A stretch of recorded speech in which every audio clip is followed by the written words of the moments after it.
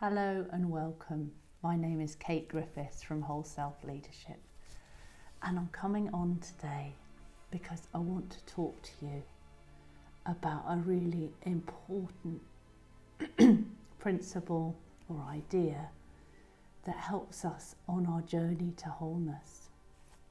So let me show you this bottle. What do you make of it? It's a coral, which looks a bit pink in this light, over a clear. And actually, if you look quite closely, there are sparkly bits in it. Can you see those? There you are. That bottle is called alignment, and alignment is part of, is a key spiritual truth. So I started by exploring, what does alignment mean? Or how can we understand it? And it's partly about thinking, who do you associate with? Who is in your circle? Who is giving you energy? Maybe who's taking some of your energy right now? So that's something to consider. And another part of it is around calibration. How are you calibrating right now in this moment? Because you are a being of light that's chosen to be here at this time. How true is that for you in this moment? And as I reflected on it, and probably in part because a couple of days ago I was invited by a wonderful woman, Andrea Sanchez, to be part of her rally for hope and kindness, which was an amazing event. So if you get the chance to watch it on the replay, I would recommend it, because there were some incredible beings that were part of it, sharing some really heartwarming stories about how they came through some major sort of adversities in many cases, and yet they haven't been defined by it. Which brings me to the second bottle that I want to share with you, which is a bottle that's a key bottle for this year. So it's called the Key, but for me it represents sovereignty, something that I'm really exploring this year. And if you're into archetypes, it could stand for the sovereign. Now, if you're not careful as a sovereign, you can be a tyrant, a dictator, and we're called to be humble. And what keeps us in our humility? Well, in some ways, that is the job of fear. Now, I wanted to raise that because I was listening to a talk called Harnessing Your Fear, and the bits that I heard seemed to suggest it's about marshalling it and controlling it. Well, we can't control fear. And in some respects, fear is a good thing, because it's what keeps us humble. And when we look at that bottle, we see power in that top gold colour, and fear potentially sitting in the yellow. And it's fear that stops us perhaps reaching our full potential. And what are the kinds of fears that you might have? Fear of being alone. I know I've had that one. Fear of having done something that can't be undone or fixed. Fear of having a meaningless life. Fear of being broken forever with no way out of that. And I've certainly had clients in that place, sort of seeking lots of different things, not realising that ultimately the answer is within them. Or perhaps it's fear of the world, or fear of death. And the thing about fear is that when we're caught in it, it feels really real.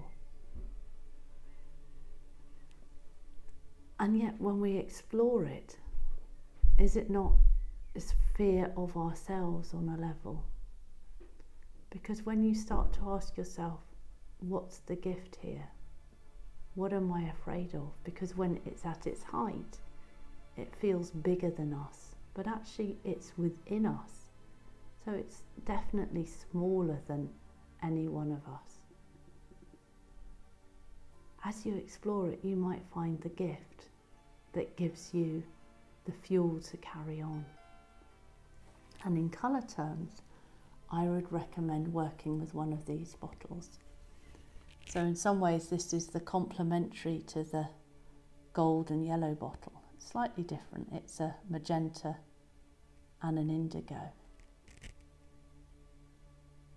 And these are the colours of the spiritual teacher. Someone who recognises the importance of intuition and the fact that we're always connected to the divine or to the universe, to source. So it's all about opening up to that and remembering that, even in the darkest moments. Another bottle that can help is another coral bottle. It's a coral and lilac bottle. And these are the colours of Melchizedek. And Lord Melchizedek is one of the very senior people in the spiritual realms. And he overlights the whole of the colour mirror system. It's very powerful to work with those energies. And lastly, I was really drawn to show you this bottle today, which is a kind of teal and blue lilac on the bottom. How does that make you feel? For me, teal is almost a mixture of turquoise and green in colour. And if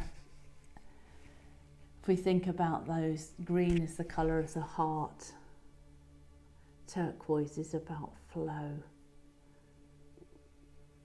And when we combine them, teal almost represents the colours of the higher heart that energetically sits above your heart. And when we can connect to that energy, we're transported out of the third dimension into the fifth dimension. And we can then offer heartfelt communication to everyone around us, because we're coming from that really special sacred space. And if all or any of that seems a step too far for where you are at the moment, or you are always more drawn to the Spritzers, then I would invite you to work with this one. The supermoon that we had on Wednesday last week was Wesak, and it's really about the Festival of Illumination. Some people call it the Festival of Lord Buddha. And this is the Buddha Spritzer. And it can bring light into the darkest spaces. And I invite you, if you're loving what you're hearing from me, to join me and others coming together, other spiritual beings, on the 24th of June. So after Mercury retrograde has finished at 8 p.m. UK time. So that would be noon Pacific time, 3 p.m. EST, Eastern Standard Time, and about just after midnight in India, so probably a bit late for anybody in Asia.